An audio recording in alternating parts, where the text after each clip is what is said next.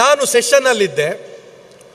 ಸೆಷನ್ನಲ್ಲಿದ್ದಾಗ ನಾನು ನನ್ನ phone use ಮಾಡಲ್ಲ. ಯಾರು ಫೋನ್ ಮಾಡಿದರೂ ಕೂಡ ನಾನು ರಿಸೀವ್ ಮಾಡಲ್ಲ. ನನ್ನ ಫೋನ್ ನಮ್ಮ ಮೆಂಟರ್ ಆಗಿರುವ ಗೋಪಾಲ್ ಸರ್ ಕೈಯಲ್ಲಿ ಕೊಟ್ಟು ನಾನಿಲ್ಲಿ ಬಂದಿದ್ದೆ.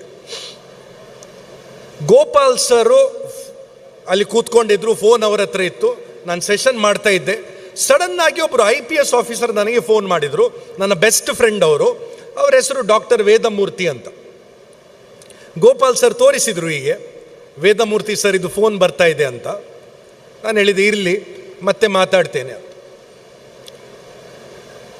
ಒಂದೇ ನಿಮಿಷದಲ್ಲಿ ನನಗೆ ಮಂಗಳೂರಿದು ಮಾಜಿ ಮಂತ್ರಿಗಳಾಗಿರುವ ಕೃಷ್ಣ ಪಾಲೆಮಾರ್ ಅವರ ಫೋನ್ ಬಂತು. ಗೋಪಾಲ್ ಸರ್ ತೋರಿಸಿದ್ರು, ಪಾಲೆಮಾರ್ ಅವರ ಫೋನ್ ಬಂದಿದೆ ಅಂತೇಳಿ. ಮತ್ತೆ ಮಾತಾಡ್ತೇನೆ ಅಂತೇಳಿ ಅಲ್ಲಿ 30 ಸೆಕೆಂಡಲ್ಲಿ ನಾನು ಸಹ್ಯಾದ್ರಿ ಕಾಲೇಜಲ್ಲಿ ಪ್ರೊಫೆಸರ್ ಆಗಿದ್ದೇನೆ.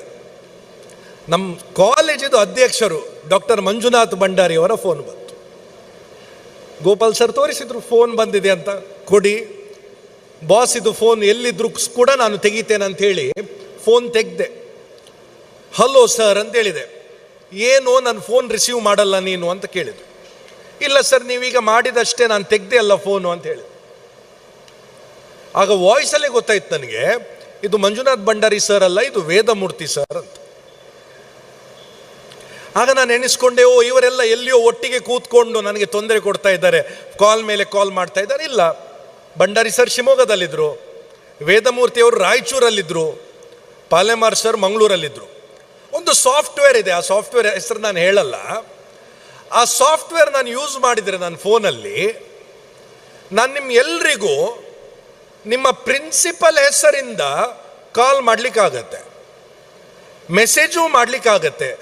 ಈ ಸೈಬರ್ ಕ್ರಿಮಿನಲ್ಗಳಿಗೆ ಏನು ಮಾಡ್ತಾ ಇದ್ದಾರಂದ್ರೆ, ನಿಮ್ಮ ತಂದೆಯವರಿಗೆ ನಿಮ್ಮ ನಂಬರಿಂದ ಫೋನ್ ಮಾಡ್ತಾರೆ. ನಿಮ್ಮ ತಂದೆಯವರು ನಿಮ್ಮ ಹೆಸರನ್ನು, ಮಗ, ಏನು ಬೇಕಾದ್ರೆ ಅದು ಸೇವ್ ಮಾಡಿರ್ಬೋದು, ನನಗೆ ಗೊತ್ತಿಲ್ಲ. ಅದೇ ಅಲ್ಲಿ ಡಿಸ್ಪ್ಲೇ ಆಗುತ್ತೆ. ಈಗ ನನ್ನ ಅಪ್ಪ ನನ್ನ ಹೆಸರನ್ನು ಅನಂತ್ ಸನ್ ಅಂತ ಸೇವ್ ಮಾಡಿದ್ದಾರೆ. ಸೊ ಅವರಿಗೆ ಅನಂತ್ ಸನ್ನಿಂದ ಕಾಲ್ ಬರುತ್ತೆ, ಅವ್ರು ಫೋನ್ ಎತ್ತಾರೆ. ಆ ಸೈಬರ್ ಕ್ರಿಮಿನಲ್ ಎಷ್ಟು ಬುದ್ಧಿವಂತ ಇದ್ದಾನೆ ನೋಡಿ. ಅವ ಹೇಳ್ತಾನೆ, ಸರ್ ನಿಮ್ಮ ಮಗ ರೋಡ್ ಕ್ರಾಸ್ ಮಾಡ್ತಾ ಇರುವಾಗ ಆಕ್ಸಿಡೆಂಟ್ ಆಗಿದೆ, ನಾನು ಈಗ ಅವನಿಗೆ ಇದು ನಮ್ಮ ಆಸ್ಪತ್ರೆಗೆ ಕರ್ಕೊಂಡು ಹೋಗ್ತಾ ಇದ್ದೇನೆ, ನನ್ನ ಹತ್ರ ಹಣ ಇಲ್ಲ ಚಿಕಿತ್ಸೆಗೆ, ದಯವಿಟ್ಟು ಇದು ನನ್ನ ಗೂಗಲ್ ಪೇ ನಂಬರ್ ಅಂತೇಳಿ ಒಂದು ನಂಬರ್ ಕೊಟ್ಟು 5,000 ರೂಪೀಸ್ ಅಥವಾ 10,000 ರೂಪಾಯಿ ಟ್ರಾನ್ಸ್ಫರ್ ಮಾಡಿ ಅಂತ ಹೇಳ್ತಾರೆ. ಇಲ್ಲಿ ಎಷ್ಟು ಜನರ ತಂದೆಯವರು ಕಳಿಸ್ಲಿಕ್ಕಿಲ್ಲ ಅಂತೇಳಿ ಕೈ ಮೇಲೆ ಮಾಡಿ. 100% ಎಲ್ಲರ ತಂದೆಯವರು ಅಮೌಂಟನ್ನು ಕಳಿಸ್ತಾರೆ. ಯಾಕೆಂದರೆ ಮಗನ ನಂಬರಿಂದಲೇ ಫೋನ್ ಬಂದಿದೆ ಅಲ್ವಾ. ಸೊ ಅದಕ್ಕೆ ನೀವು ನಿಮ್ಮ ತಂದೆಯವರಿಗೆ, ತಾಯಿಯಂದವರಿಗೆ ಇದೇ ಒಂದು ಪಾಯಿಂಟ್ ಹೇಳಬೇಕು ಇವತ್ತು ಮನೆಗೆ ಹೋಗಿ. ಯಾರೇ ನಿಮಗೆ ಈಗ ಫೋನ್ ಮಾಡಿದರೆ, ನನಗೆ ಆಕ್ಸಿಡೆಂಟ್ ಆಗಿದೆ ಅಥವಾ ನನಗೆ ಪೊಲೀಸರು ಹಿಡಿದಿದ್ದಾರೆ, ಏನೇ ಹೇಳ್ಬೋದು, ನನ್ನ ನಂಬರಿಂದಲೇ ಫೋನ್ ಮಾಡಿ. ನೀವು ಆಗ ಕಾಲ್ ಕಟ್ ಮಾಡಬೇಕು. ಕಾಲ್ ಕಟ್ ಮಾಡಿ ಇನ್ನೊಮ್ಮೆ ಅದೇ ನಂಬರಿಗೆ ಡಯಲ್ ಮಾಡಬೇಕು.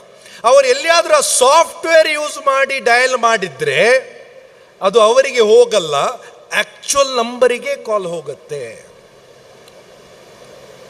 ಇಂಪಾರ್ಟೆಂಟ್ ಪಾಯಿಂಟ್ ಇದು.